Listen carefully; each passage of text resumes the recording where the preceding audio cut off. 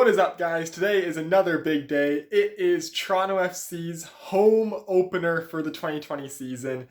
As usual with these sort of things, I'm going to the game, doing a vlog, going to be showing you what it's like there, my experience, doing a bit of a wrap-up afterwards. Going to be lots of fun. I'm really excited. Should be a great game. TFC versus NYCFC, a battle that may very well be the fight for first place in the Eastern Conference this year, and could potentially be a battle for the Supporters' Shield, depending on how both these team seasons go. So, should be really exciting. Should be a great atmosphere. I'm hyped. It's still a little cold outside, but that doesn't change anything. Gonna bundle up a bit, and I'll let you guys see how it goes.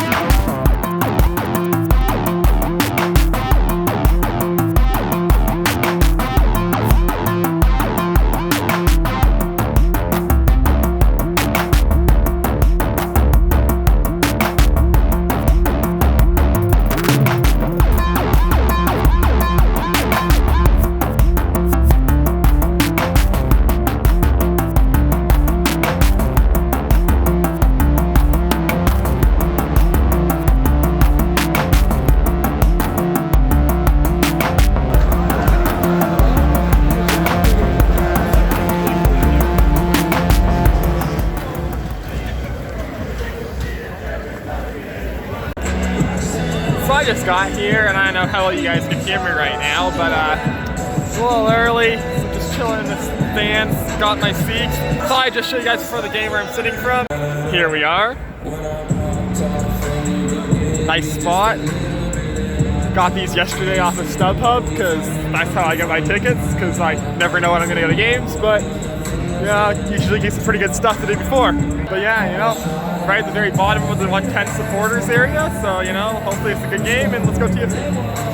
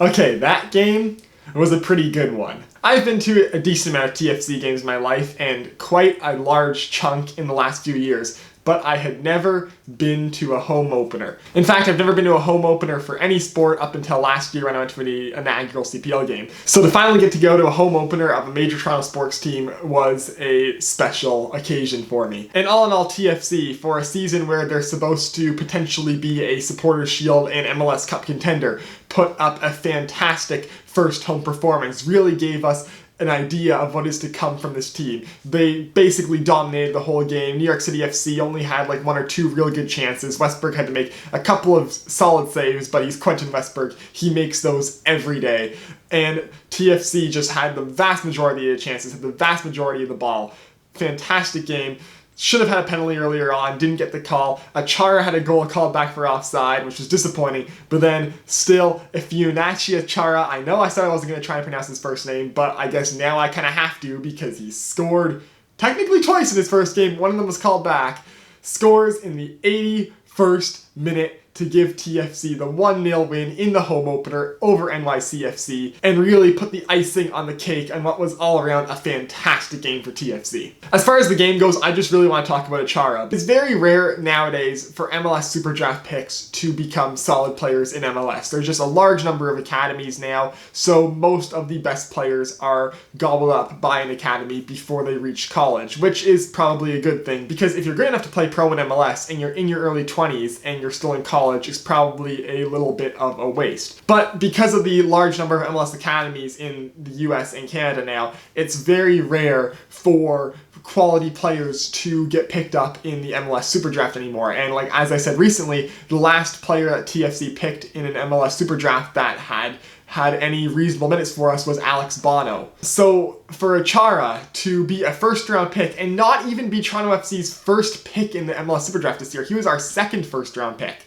He was able to come in, he had a fantastic preseason, earned himself a chance to play minutes in MLS, earned himself a contract, got put in a starting role in the home opener, and had a hell of a game, scored the only goal, and I think has solidified himself to be a significant part of Toronto FC's team going forward this season. And he was so good, I'm surprised he fell back as late as he did in the draft, and I feel like Achara is the last of a dying breed of super draft picks who can come immediately into MLS and make a difference. At 22, he's not a hot young prospect, but he's more in the Richie Larea situation of a guy who's going to come to Toronto, hasn't really had a shot professionally elsewhere, and he might just have a breakout season for the ages for Toronto FC this year. The rest of the team was all solid. Again, for the second straight game, Greg Vanney did not start Liam Fraser, and this time he didn't even play Fraser. And it's disappointing that Liam Fraser isn't getting chances now with Michael Bradley hurt, because I basically spent 3 months now hyping up how Liam Fraser was going to be a starter and going to be amazing in MLS,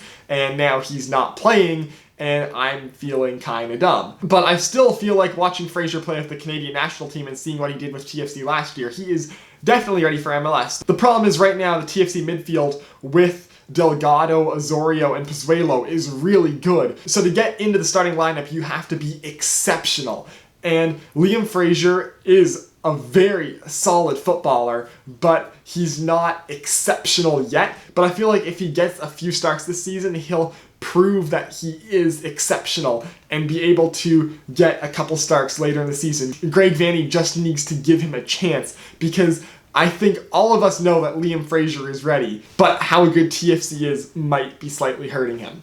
But yeah, overall, TFC played great. And in terms of the game time atmosphere for this year and the game time atmosphere at the home opener, it's pretty good despite being cold. Over 26,000 people there. Really good, especially considering some people probably were scared to come to a crowded place due to coronavirus. And also, it was pretty cold to go see a soccer game, but I mean, everyone was wearing winter jackets. So, great attendance, great atmosphere. The pregame this year looks really good. That new MLS anthem walkout song, oh my god, is it hype. Just builds up perfectly, gets you ready. It's fantastic. The one thing is, for a home opener, I feel like they could have done a bit more to momenticize the home opener. They announced the players' squad while they were still all doing warm-ups, and half the people weren't even in the stadium yet. I feel like it would be cooler and a lot more exciting if they did what, like, the NHL teams do and bring out each player once at a time and call their names so that each player gets their own like ovation as they come out to start the season, and like it introduces the players in a just exciting like let's freaking go, here they are sort of way. But I feel like that's just not doable under the amount of time slot they have for TV. To add basically another 5-minute segment onto the pregame, it won't really work that well, but I feel like that's the only thing really that I think would have made the pregame even better, especially considering it was the home opener. But for going into the season, it's a fantastic pregame. They've changed the intro song, changed the fireworks up. It's really good. Hype as always. Every game at BMO Field this season is going to be rocking, assuming they let people go to every game, because there's a little star next to that because Corona. But it was a great first game, and I look forward to going to as many as I can possibly go to this summer. So that does it for this video. Let me know how you think Toronto FC is going to do this season down below in the comments. And as always, if you like it, hit like. If you want to see more of my stuff, hit subscribe. Follow me on Twitter. Link is down below in the description, and I will see you next time.